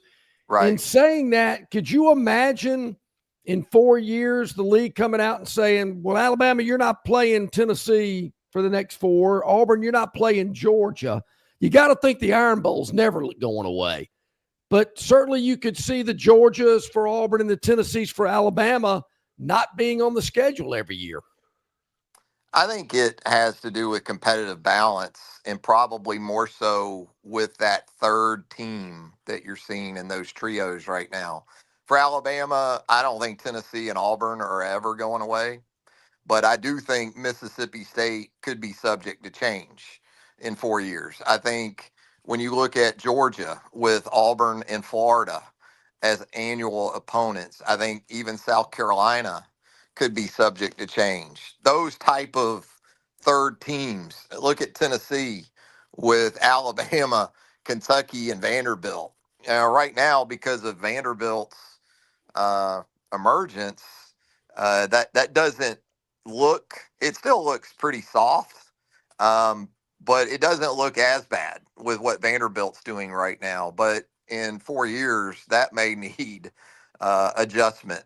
At least one of those two between Kentucky and Vandy going away. So I think that's probably what it has more to do with than anything else. But with how many teams they have in the league now, and especially adding programs like Oklahoma and Texas, as I said earlier, there's still some blanks to fill in terms of rotating opponents and how you can even those things out. But, look, I don't think ESPN is going to get on the table or beat the table for Tennessee keeping both Vandy and Kentucky if it comes down to it. So, yeah, that's kind of how I view that with the 4-year thing. So many more questions we could ask you. Ryder Cup, how did the man know about Rams Eagles and the line on that? Oh, jeez. There's so many things we could get into with you, Travis. But, yeah, the Ryder Cup. You talk about a sense of dread, and that's with it on home soil this weekend. And I'll make myself watch it. That's where I'm at with the Ryder Cup now. I feel like I won't be able to renew my car tag, if I don't watch the Ryder Cup and sort of suffer through what I'm expecting to be another L.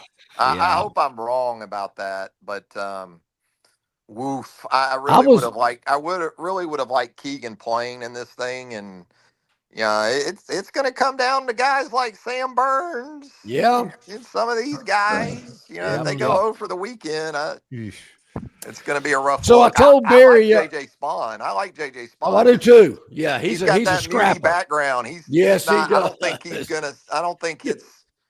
gonna collapse.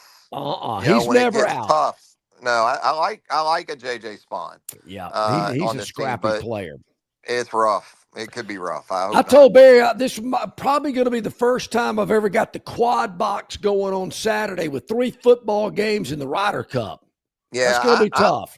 I'm a golf nut to the point where Saturday I had the quad box on the one TV and what was it? I guess it was the one of the 330s, 230 Centrals on one of the TVs, and I still have Pro Golf. I was watching golf Champions Tour from Pebble Beach in one of the 4 boxes to go on with the college. Yeah, I got it bad when it comes to the Pro Golf on the cable. There you go.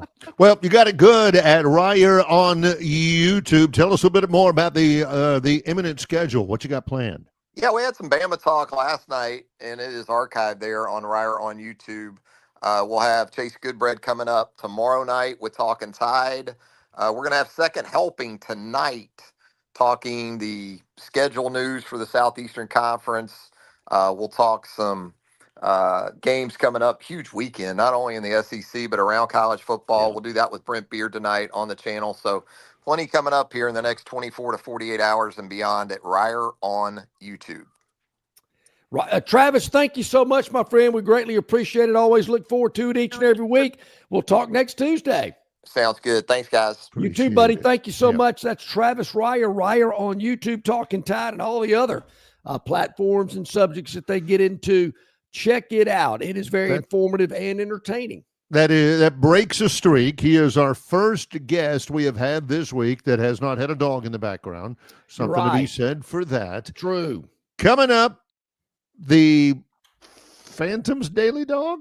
You know, Bear, I'm a little disappointed that there wasn't a little chatter on the chat line about the Phantom and his daily dog, but well, it's okay. Well, we'll get into it when we return. Maybe have a selection for this week. And ladies, don't go anywhere. Just saying. Just saying. We might have a little surprise for you. You might have heard about the chat from Dennis Mitchell earlier today. He is looking for a date. Ladies, we got a surprise for you when we return. Longshore and McKnight in association with Yellowhammer News, presented by Bud Light. Extra, extra. The referral perks just doubled at Dixie. Now through November 30th, get $50 for you and $50 off for your friend when you refer them to Dixie. That's a $100 value. Current Dixie customers get 10% off any repair just for being loyal. Dixie Cares Plan members get an unbeatable 20% off. Plus, you can finance anything over $250. Double the rewards, double the savings. The dreams that matter most happen while we're awake. Because they're the ones that remind us of the places we want to go, of the ideas we plan to pursue, of the legacies we hope to leave. We understand you have goals to meet, and we want to help you reach them. To fuel your vision and invest in whatever motivates you. So we want to know, what inspires you? Synovus Bank, member FDIC. Prattville Carpet is the most trusted name in flooring in the River region. Ray Bowles and his staff have an extensive line of Mohawk stain-resistant carpeting in all the latest styles and colors. Prattville Carpet also has hardwood, vinyl, and ceramic tile for all of your flooring needs. Professionally installed at the absolute lowest prices. Take advantage of cash and carry vinyl plank at just $239 a foot. Call them today to set up your free measurement for your home, office, lake house, hunting camp, or wherever you need flooring. 285-8117. That's 285-8117, or drop by 2201 Cobbs Ford Road in Prattville for Prattville Carpet.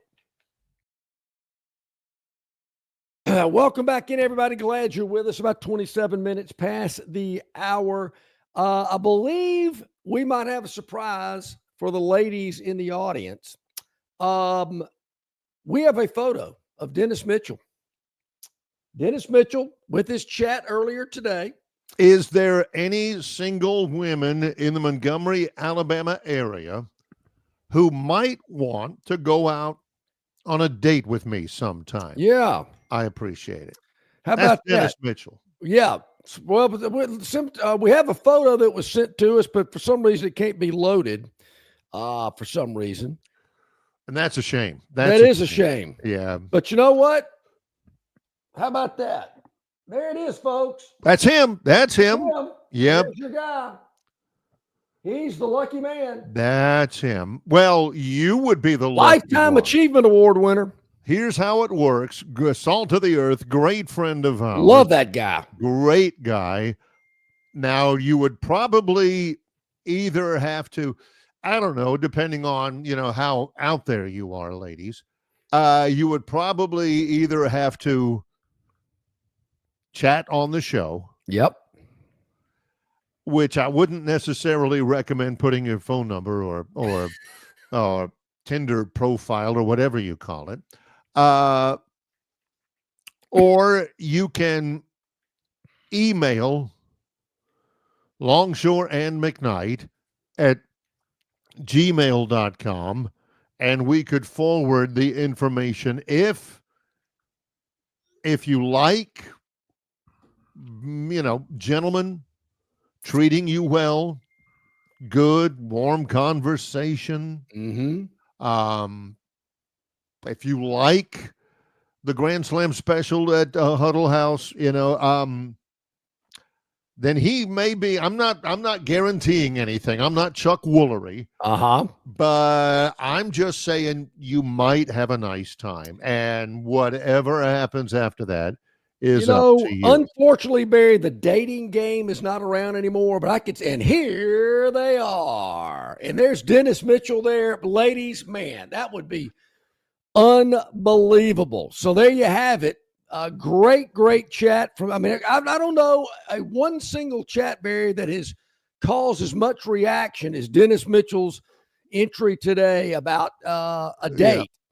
John from Wetumpka's, that was a very interesting one. It was very conversational. That got a lot of spark as well. Yes. I want to remind everybody, hit the like button, hit the subscribe button. You can check us out at yellowhammernews.com. Video content and a write-up about the show each and every afternoon. Also, you can check us out on Facebook, on YouTube, on Instagram, on X, Spotify, Apple iTunes. We're there for you. You can check it out on your time, on your schedule, or live every weekday morning from 7 until 9. We appreciate that, and I want you to just spread the word and hit that like and that subscribe button. And subscriptions don't cost anything. You just don't miss out on anything. You get notifications of everything that is going on. So we're good to go. Just want to make sure you're on top of that. Good stuff. All right. I can't believe we've gone so long without the Phantom's Daily Dog. It's about that time. One thing really quick here. This is from LSU Mark. Okay. I love this. He says, LSU linebacker Whit Weeks is dating Lane Kiffin's daughter. Okay. And they play each other this week. That's what he's saying.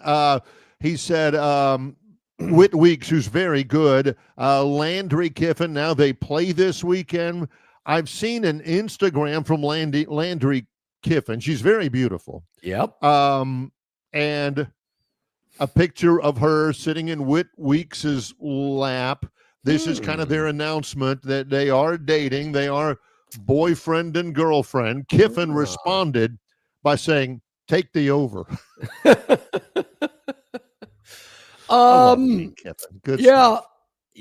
Wow. Oxford, Baton Rouge, the long distance relationship. That may be a Phantom Daily Dog later. Could be. Simply because the Phantom does like to take into account things like, hey, is the girlfriend the daughter of the opposing head coach? Sure. Does she dump the starting quarterback the night before the game? All that kind of stuff. Good guess. I know we're going to get to Brian Reynolds of Cameron Ridge on the RTJ Trail in just a second, but let's recap the Phantom's Daily Dog. Real quick. Barry, I'm not going to say my lips a little poked out that nobody had a little snide comment on the chat line today because, well, the Phantom hit. We're starting the week out on the right note with a big win last night. The Detroit Lions were a 4.5-point road underdog. They win the game outright, 38-30. Barry, I don't recall an NFL game. I think the Lions rushed for like 225 yards. It felt like 825 yards. I mean, every time they took a snap, they're running up and down the field. They're getting 8, 10, 12 yards a run, third down conversions, no problem. They're moving the chains all on the ground. I'm thinking, can the Ravens not stop the run? No. It was in Baltimore. Yes. And Detroit ended up rushing for 224 yards, 38 rushes, including an 72-yarder. Yeah, from David that Montgomery. was toward the end of the game to cap it off. But I'm thinking, Baltimore's defensive line got pushed around all Didn't think that would night. ever happen. I mean, I'm thinking, you got to be kidding me. Even the Phantom wasn't expecting that. So we get a win, cover the spread, win the game outright. Yeah, well, okay, good for them that they won the game outright. But got the week off on a winning note. So what are we doing tonight? What are you doing tonight? We're going back to baseball, Barry. Uh-huh. We're going back to baseball, and you got to be careful because some teams are in, some teams are out. Even though the Braves have won 9 in a row, I hear. They're out. They're out. But what about the San Diego Padres? Yep. Still kicking and screaming, scrapping around. 8:40 tonight. They're hosting the Milwaukee Brewers. It's a pick'em game. Really? It is. We're taking the home team, the San Diego Padres. Milwaukee's already in. They're Diego kicking and San screaming. Diego just clinched a playoff spot yesterday. Do they want to win the division and get the? They've still got to play hard. Yeah, they do. We're going to take them tonight. A couple of right-handers, I believe, Barry. Yeah, including a guy making, I think, his very first major league start for Milwaukee, who I'd obviously never heard of before. Yeah. I think, who knows? Yeah, but I like this a lot. There you go. San Diego at home? Yep, tonight. 8:40 is the first pitch.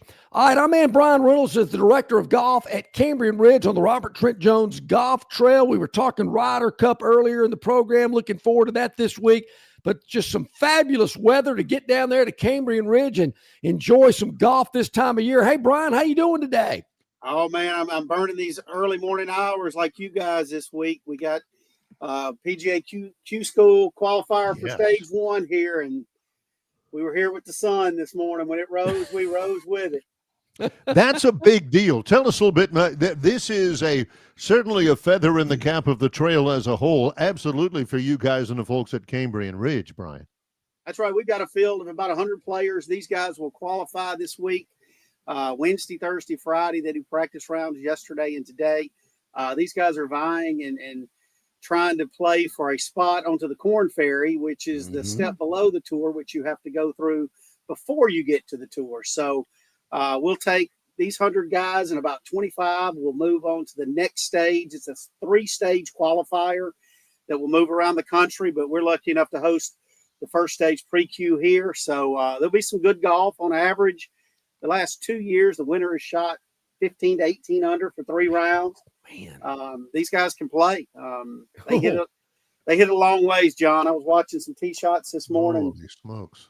I don't get it. I don't know how they do it, guys. Me either. And at my age, Brian, I'm happy if I can poke it out there about 260 or so. But I watched a kid this morning on number 1 Canyon. The long par 4 downhill that plays like a par 5.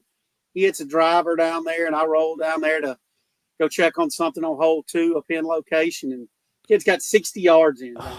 Man, no. I don't know that game. And playing from the tips are probably close to it. Oh, yeah, they're going to tip it out at 71, 72. They're on the purple, 1 foot off the back of the box. These young bucks, they don't care, man. They can bomb it out anywhere. So that's a great what you got going on. And as I mentioned, you got Ryder Cup this weekend. I know you'll have it on with all the college games in there at the grill. But, hey, Brian, if folks want to come down and enjoy your world-class facility down there in Greenville, I highly recommend it. I know you want our viewers and listeners to come down as well. That's right. Come on down. We got plenty of TVs. We got the great restaurant. We'll put the Ryder Cup on a little TV, but I bet that Bama Georgia game is going to be blaring at 2:30. Yep. Oh yeah, Auburn and Texas A&M as well. Yeah, we'll be loaded up.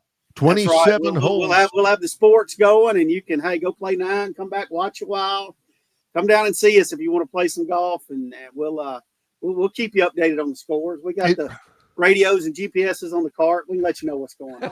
The tee time, the number for tee times is still 382-9787, Brian? That's right, or go to rtjgolf.com, either one.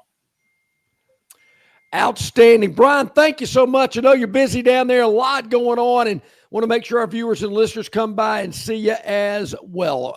Cambrian Ridge on the RTJ Trail. Folks, a short drive from anywhere in central Alabama. Thanks, Brian. Thanks, guys. You too, buddy. Man, a busy man. Yeah. And they always have so many events like that, whether it's women's tour events, whether it's qualifying events for these tours to get these guys on the PGA Tour. Always a lot going on the trail around the entire state. Good stuff. Yeah. The Ryder Cup actually begins today at Bethpage Black. There's a lot going on. I'm checking out RyderCup.com. The etiquette at the Ryder Cup, Bear, a little different than it is at Augusta. It's kind of quiet and, subdued. At the Ryder Cup, it's loud. I mean, there's some cheering and some gamesmanship, I like to call it. Some people call it taunting. Yeah. Some people, call it kind of needling a little bit. I call it gamesmanship. I like that phrase. I don't know what it Yep, means. I don't know who invented it, but I like it. The practice rounds are today at Bethpage. The favorite golfer of Fred the Dorfman, Tommy Fleetwood, is underway with his practice round as of about 9 minutes ago with Shane Lowry, Roy McIlroy, Justin Rose. It's the Euros that are playing a full 18-hole practice round today. So, hey, it's underway. Hey, Tobias, once again, another great entry into the River Region Straw chat line. Tobias checking in. I mean, it's only 6:30 out there in the desert, so I got to cut Tobias some slack there. But at 8:33, I've been a Bama fan my whole life and never heard of Mississippi State being a rival. Playing a lot doesn't mean you're rivals. Exactly, Tobias. Couldn't agree with you more. Yeah. So what if they're 80 miles away? Who cares? All right, Tobias, answer this. Who is a team that you want to get over on worse because of that chat? Yeah. Mississippi State or Rice? Ooh, yeah. See? You know, which one would you? I mean, a loss to Mississippi State, or you playing Rice again, and you lose for what, the fourth straight time?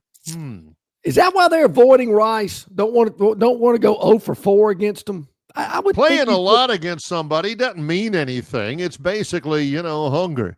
Going to this restaurant over and over and over again doesn't mean I like it. It's just, it's just right there. I figured, what the heck? How about this one, Barry? This is interesting. Right. Curtis, who usually is having a comment about the Phantom, Lane Kiffin, next LSU coach. Do we really believe Lane Kiffin's going to end his coaching career in Oxford? Be nice. I'm sure the Rebel fans would love it. But I see Lane Kiffin somewhere bigger. Florida, LSU, Tuscaloosa. They have the fourth best record in the SEC over the last, whatever we said, 4 seasons. Auburn had the 14th best record during that period of time. What do you think? Lane Kiffin to LSU? I think he'd be a good fit. That kind of swagger. The only difference really between the LSU job and the Florida job is that the Florida job is much more likely to be open. Yeah. So, I mean, I think he'd be a good fit in Gainesville. Mm-hmm. Let's take a break. Let's do it. More to come in just a moment, including the Gurn Jr. Victoryland 777 Topic Wheel. It's Longshore and McKnight in association with Yellowhammer News, presented by Bud Light. Why Hands? At Hands Heating and Air, you get this area's highest ranked service provider with 24-hour repair service, no overtime charges, and their same-day service guarantee. Plus, instead of other companies' 30-day repair warranty, Hands gives you a 3-year repair warranty. Hands Heating and Air is here for you 24/7, 365. And service is not just something they do, it's their way of operating, for you in mind. All of Hands employees are trained to adhere to this standard. They work hard to ensure that this standard is maintained, and they are constantly looking for new ways to better serve you. Call Hands Heating and Air today at 508-5382. That's 508-5382, or find them on the web at 834hands.com. Marguerite's Exquisite Jewelry and Longshore McKnight are giving you the opportunity to win a 1-carat lab-grown diamond valued at $500. Pick the exact score for either the Auburn or Alabama games each week. Limit 1 entry per person, per household, per game. You can enter anytime beginning Monday morning the week of the games, and all entries must be received before kickoff of each game. Enter by emailing your picks to longshoreandmcknight@gmail.com. That's longshoreandmcknight@gmail.com. And in the subject line, type in diamonds. 1 additional entry to win a 1-carat natural diamond valued at $3,000 will be up for all weekly winners to pick the score in the national championship game. Marguerite's Exquisite Jewelry, 8163 Vaughn Road in Peppertree, adjacent to Chappie's Deli. Open 7 days a week, or check them out at marguerites.com. At Marguerite's, they make it. They really make it. Okay, cleaning a couple of things up here before we move on. Yes, Chris the Bammer, I'm sorry. Did I say Curtis? I meant to say Chris the Bammer. Sorry about that. I said Curtis. I was hunting. Yeah, I'm sorry about that. Okay. We've been fast-paced today. A lot going on. There was one other one as well I felt like I had to clean up too, but maybe I forgot. I don't think we did get to all that. All right, how about this, Barry? Before we get to the wheel. Yeah.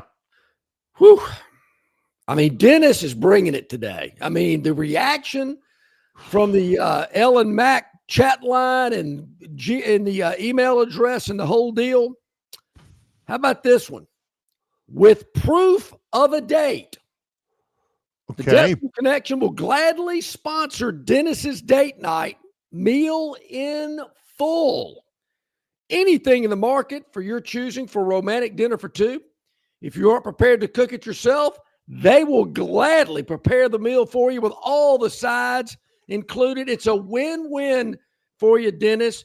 Our man Kenny at River Region Straw even sweetens the pot and says if you wait until a chilly night, he'll add a bundle of firewood for you for a romantic evening by the fire. I mean, Dennis, this thing is exploding into a huge opportunity for you. By the end of the week, we might have all kind of sponsors chipping in. I have here something from, what is it, Xmart? What am I getting? Oh, that was something else. Never mind.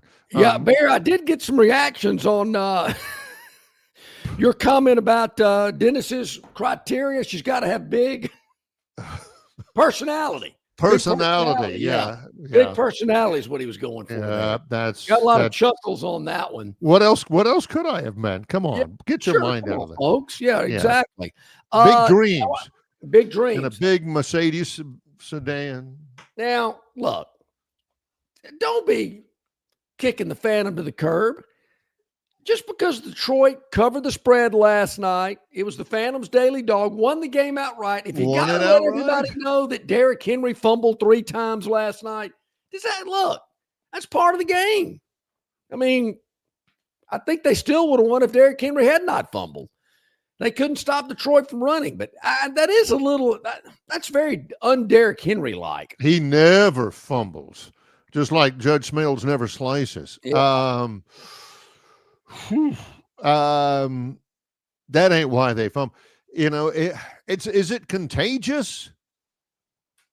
Oh, is this a topic, Will? I hope we didn't jump the route on the topic, Will. Maybe we did, because he fumbled late in the Bills game. Yeah, a couple of weeks ago. Let's see. This is. And somebody figures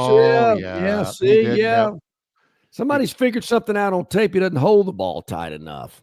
Yeah, high and tight. That's not just a haircut. That's how you're supposed to hold the ball, fellas. Yep. All right. Here we go. Yep. Sorry that we jumped the route on that one, but somebody had it on the chat line about the 3 fumbles. Let's get it on the topic wheel. Our Gurn Jr. Victoryland 777 topic wheel, presented by Victoryland 777 Casino, exit 22 off I-85 in Shorter, Alabama, where you can be a winner. We don't know what the topics are. We have no idea. These have all been researched and presented by our producer, Gurn Jr., and we just this is just knee-jerk reaction off the spin. Yeah, got to think on our feet here. We have no idea what these topics are. Go ahead and spin away, Gurn, and we'll try to make the best out of it that we can. We've done pretty well. I think our track record speaks for itself. Is it my imagination that we have just totally different color schemes? Yeah, thanks, Yogi. A lot of bluish and purple kind of colors. Yogi New Jersey just set another huge world record, and we have Yogi Berra to thank for it. This looks like the running of the Gumps at A-Day. The largest game of catch at Yogi Berra Stadium in his hometown of Little Falls, New Jersey. Yogi's big catch, designed to set a Guinness World Record, 972 different groups, different pairs playing catch. Man, You had to be at least 7. Participants were given a museum-branded baseball featuring the familiar silhouette of Berra facing away in his number 8 uniform. Of course, Yogi Berra, Hall of Fame catcher for the New York Yankees, set a major league record for number of World Series victories. This one, again, they were trying to beat 972 pairs. They ended up with 1,179 pairs, leading to that picture. Go back to that picture at the bottom of the screen of the man holding up the plaque while the man on the right passes gas. Yes. It's yeah, okay. There you go. So Barry is what is Yogi Berra's real name? Lawrence Peter Berra.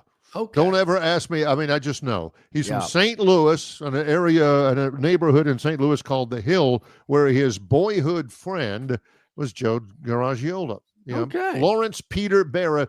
They called him Yogi when he was a little kid on The Hill in his little neighborhood, his Italian neighborhood.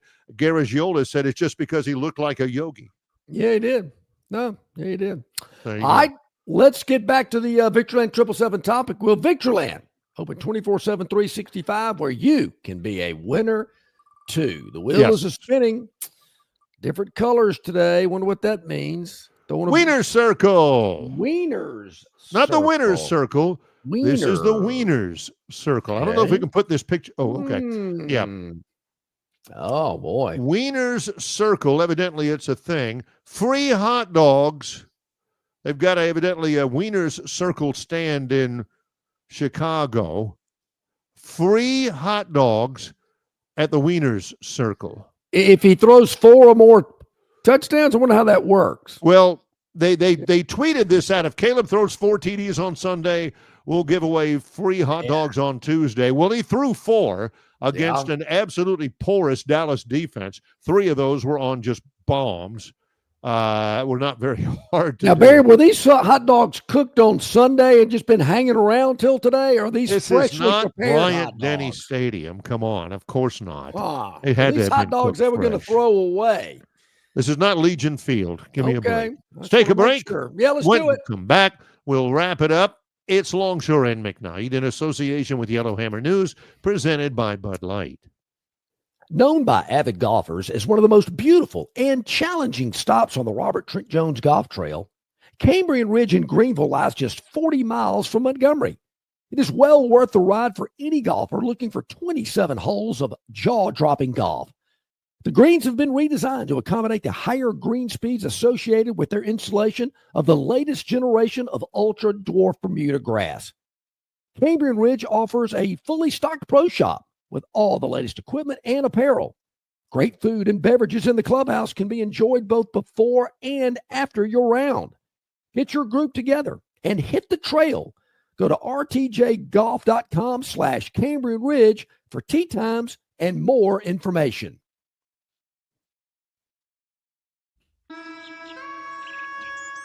The Bush Guide, cold and smooth survival skills. For a successful stint in the great outdoors, pack accordingly. Place heavy essentials near your spine for stability in rough terrain, with light items near the bottom. Now, you may be wondering, where does the Bush Light go? In your stomach. Bush. Head for the mountains. Enjoy responsibly. Copyright 2023, Anheuser-Busch, Bush Light Beer, St. Louis, Missouri. 5, 4, 3, 2, 1. It's here. Victoryland Casino's Corvette 25K giveaway. The more you visit, the more chances you have to win. Drive away in a Corvette or win your share of $25,000 in free play and cash. Visit our Players Club and check out this month's exciting free play promotions. You'll have more fun at Victoryland Casino, where you can be a winner too. Victoryland Casino off I-85 exit 22 in Shorter, Alabama. Drawings October 3rd and 4th. Must be 21 or older. Must be present to win. Okay, back at it. Couple of minutes to go here with the Victoryland 777 topic wheel. 4 more topics to go. Let's knock them out. See what we got. Here we go. 4 left. Plenty of time to address them all. 2 purple tabs, or a dark blue and a purple. And it is a dark blue. See you later. See you later. See ya later. Oh, yeah. Ooh. Oh, wide receiver coach and former Florida Gator Ike Hilliard is fired. Carolina won that game. What was it? 30-0? Yeah, Falcons don't even score a point. That's hard to believe. Yeah, Ike Hilliard. It's hard for me to imagine that Ike Hilliard is 49 because he had the single greatest move in college football history when he played for the Gators against Florida State in the national championship game in that rematch. Mm-hmm. He made a deep catch, two defenders closing in on him. He stopped and backed up. They hit each other, and he ran for the touchdown. Just go to YouTube and search, after you get done with us, search Ike Hilliard, Florida State. I'm just wondering, Barry, Amazing. Obviously the Falcons didn't score. Defense didn't stop Carolina. Shouldn't the defensive coach got fired? I mean, why the wide receiver coach? Bad. Guy's not running the right route. Why not the head coach? Did they not catch enough balls? I don't know. But, man, it seemed like the defense was the problem in Charlotte on Saturday. All right. Here we go. See what we got. 3 more. What could it be here? Victoryland exit 22 off 85, Shorter, Alabama. And it's going to be double stuff. Ooh, I'm not a big double stuff Oreo guy. I'm really not. I'm really not. Ooh, what do we got here? All right, Jahmyr Gibbs, David Montgomery. Montgomery had the long touchdown. Again, they ran for 224 against the fabled Ravens defense. Sure felt a lot more than that. 218. I mean, they were picking up yardage left. The tandem is known as Sonic and Knuckles. Best by Sonic and Knuckles. Each of them, Montgomery, 12 times 151 yards, including a 72-yard gain and a 31-yard TD. Gibbs, 22 carries, 67 yards. They have each scored a touchdown on the ground in a game for the Lions, 11 straight games. Each of them, not one or the other. Both of them have scored a rushing touchdown. Where did Montgomery play college ball? I was not familiar with him till I saw him last night. I thought, I remember him before, but that's a good question. I remember him before when he was with the Cardinals. College ball at Iowa State. Man, he's the one that's Knuckles. Okay. The other guy is Sonic. That's Jahmyr Gibbs, because he is so fast. Yeah, that was. Let me correct myself. He played for the Bears, not the Cardinals. He looked good last night. Yeah. All right, 2 more to go, I believe. If I'm not mistaken. See what we got left there. It was a good Monday night game. It was good back and forth. A lot of back and forth in that game last night. Kept me engaged. Which is hard to do. Yeah, it is. All right, 2 more to go. Interesting color combination there. Don't see this one very often.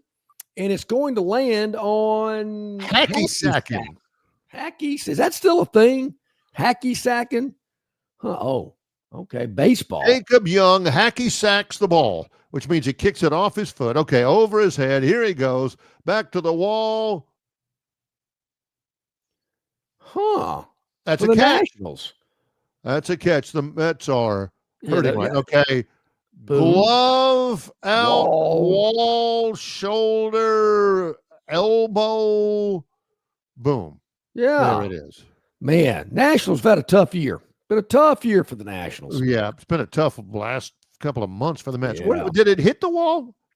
If it hit the wall, then it hit his foot. Yeah, okay. Wow, look at that. There you go. That's impressive. For a guy that's been okay. No, it that guy's been around. Oh, it did hit his foot. I didn't catch that part of it. All right. The guy's been sitting around all afternoon in the hot sun. Nothing's coming his way, thinking, geez, this game's boring. And then, hey, you got to be on your toes because you never know when the opportunity is going to hit you. 3 seconds of terror make up for, in John's words, 3.5 hours of boredom. Yeah, well, I don't know. One more. That. Okay, 1 more to go. Let's see what we got. Little minute there to paraphrase Bobby Bowden. This is dadgum, that's fast. Yes, damn, that's fast. I wonder where this came from. NASCAR? What do we got there? Dalen Gordon, Georgia Tech. Yeah. 20 miles an hour. That's not that fast. We Well, got guys else, at Troy who can go I 23. I don't you know about Barry, full pads. Ooh, 31. Terrible attempt. Terrible attempt. On, man. There again, Barry, it's kind of like, who has he played? When you rush for 1,500 yards, this guy might look fast because that defense is slow. No, they got these things. They can tell how fast you're going now. I'm seeing 3 guys for Troy who can go 23. That guy's in full pads. And the thing I think is the real note about this is the Georgia Tech uniforms. I don't like those. About to comment on them. Man. Don't like them. Too shiny. The numbers are too shiny. What color is that? Is that kind of a pewter? That was the worst color I've ever seen. And then they're trying to get real goldy, flashy, shiny. So once again, Longshore McKnight emerged triumphantly after another dynamic showing by us on the Gurn Jr. Victoryland 777 topic wheel. Victoryland 777 Casino, exit 22 off I-85 in Shorter, Alabama, where you can be a winner too. Yes, you can. Tomorrow on the program, I know what you're saying. Where's the Moneyline Magician?